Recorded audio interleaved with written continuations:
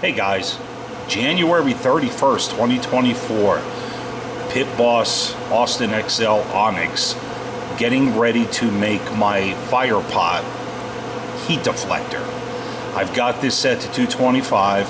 It's been running for about 20 minutes now just to make sure the temps are even inside, and we're going to do a quick temp test.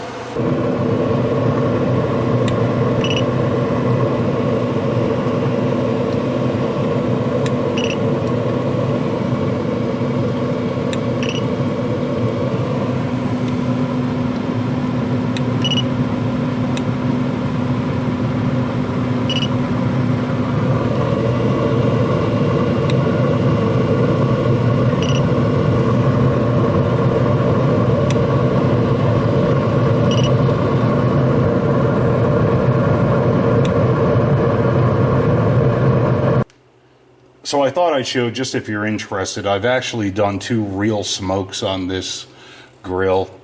I did the brisket, of course, which was about 9 hours, and I did ribs, which were just a little over 4. And since I have it apart now, I'm going to take advantage of that, and I'm going to vacuum out all the coals, dust, burn ends, whatever you want to call them. And I know the light sucks. It's after work for me. So I just thought I'd show you. And after seeing this, and the temperature probe is right there. I'm sorry, the igniter element, temperature probe, I don't know what I'm thinking. But the igniter element is right here. And once that gets buried in ash, then yeah, things could be an issue. And this may be why people have fires, explosions, whatever you want to call them in the pellet grill. But I'm going to clean this all up, vacuum it out, and get ready for this test. So we'll be back. Okay, so here's what I'm going to make my heat diffuser from. This is a piece of 1/8 inch mild steel from the big box store. And my fire pot is 4 inches tall by 5 inches wide. So I'm going to make this 6 inches tall by 5 inches wide and try to make it so that it kind of hugs the sides with a 2-inch space between the top of the fire pot and the bottom of this piece of metal. And I'm hoping that this is going to be okay. So we want to measure 6, and if my math is right, this piece needs to be 17 inches long overall.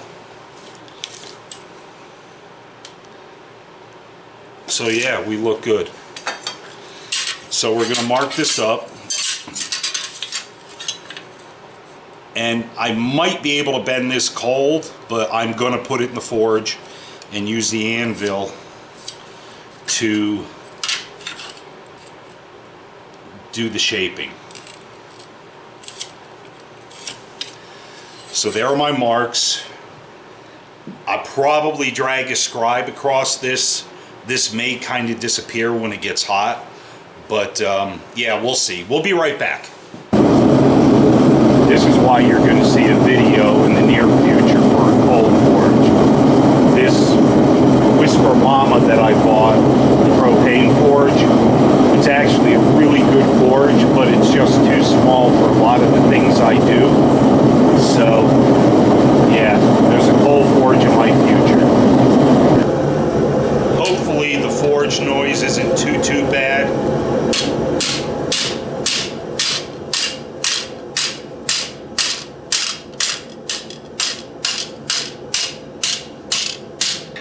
And this is going to be an issue because my forge is so small.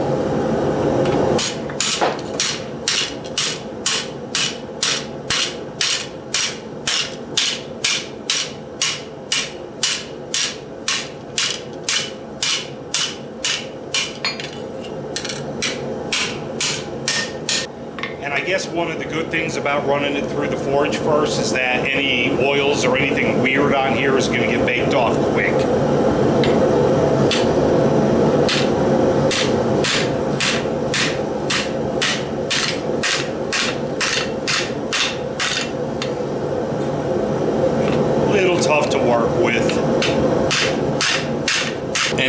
course, we're just about running out of propane, which is okay. This weekend I'll get more.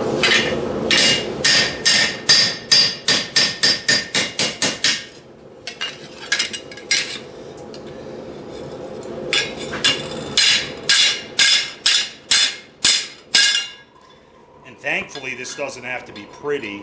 Oh yeah, the forge is dying off. Because you're not going to see this underneath the grill anyway.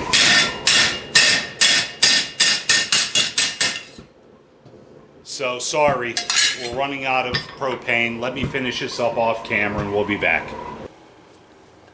All right, so believe it or not, it's only been like 10 minutes or so. My 30-pound propane tank has finally died. I actually do have a full 20 out here in the garage. But that runs a generator, the wind generator, which I have another video on, not using propane, but it's still winter, so I try to keep that one full just in case the gen is full with gasoline plus the propane, which should give me 24 hours anyway of electricity. So we've got this subdued into shape, and I did vacuum out the fire pot and the rest of it. Got 99% of the ash taken care of. So this fits very well here, which is exactly what I wanted. And I know in one of the other videos I said I was considering drilling holes in this. Now, you can slide the cover that goes in here. It's actually two pieces. The one that runs kind of downhill, I know I cried about that in one of the other Pit Boss videos, but as it turns out, that's where all of the grease comes off and runs down into the grease bucket, which is on the outside of the grill. So now it makes sense. I'm okay with that now. But I'm not going to drill holes in this until I do some tests and see how this works out. We're all clean now, kind of back to original status. I'm gonna put this all back together, get it fired back up, set it to 225? 250? We're gonna set it back up, get it going, and then we're gonna take some more measurements and see how this works. And this should be more than enough steel. Again, it's mild steel. It's not stainless or anything crazy, tool steel, but this should be just fine. So let me get it all put back together. I'm going to warm this back up and then we'll take some readings. Okay, so we've been running about 20 minutes. We've been at 225 for probably 10 minutes anyway. So let us check the temperature inside the smoker. I hope you can see this.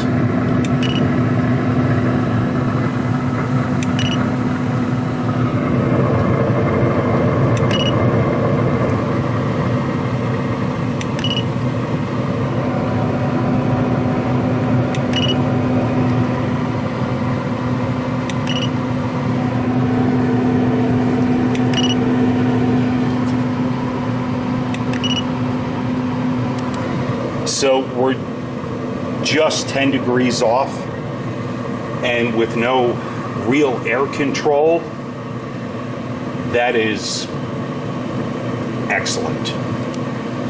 It's much better than it was before the diffuser, whatever you want to call it. But yeah, I'm really happy with that little tiny mod.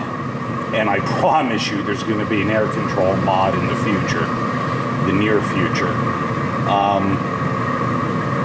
Some of my friends at work, they were telling me months ago, you need a pellet smoker, you need this, you need that. So when I told them about the brisket that I made, and like I said, it truly came out phenomenal, other than the part that was over the extreme heat. But now they want me to make a brisket and bring it to work. And I'm actually going to do that, not this weekend, but the weekend after, because one of the guys have to go to training, and he's like the brisket aficionado. So we'll get his opinion, how this smokes it. and I was extremely happy with the one that I smoked. It was so much easier, wasn't any faster, but it was so much easier as far as babysitting it, you know, compared to the Dynaglow offset. But every one of these grills has its purpose, and this one is the lazy man's grill. Hands off, set it and forget it. Guys, Wednesday, tomorrow's Thursday, tomorrow you can say, hey, guess what, tomorrow's Friday.